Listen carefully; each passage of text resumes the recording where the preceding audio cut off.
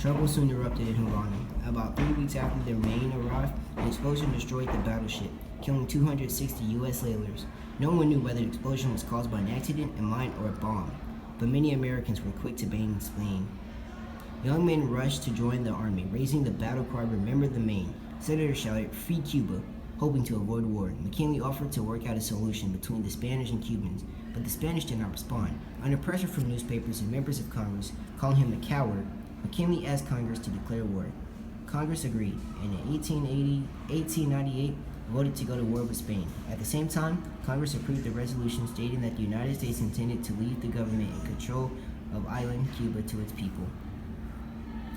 The U.S. quickly grew from 30,000 to over 274,000 men. Roosevelt resigned from his position as Assistant Secretary of the Navy and put together his own regime, a mixture of powerful, wealthy men and seasoned ranch hands.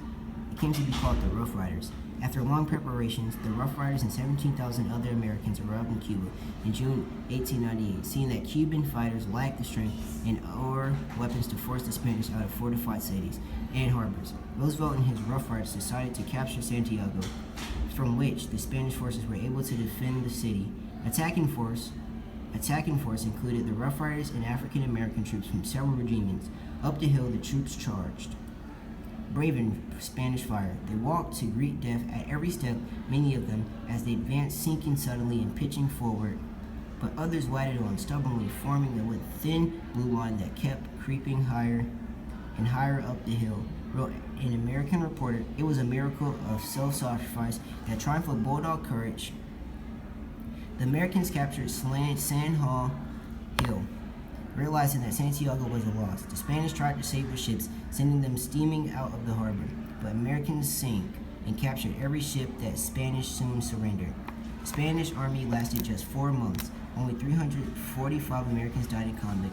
Although 5,500 died of disease, many Americans agreed with the Secretary of State John Hay that it had been a splendid little war.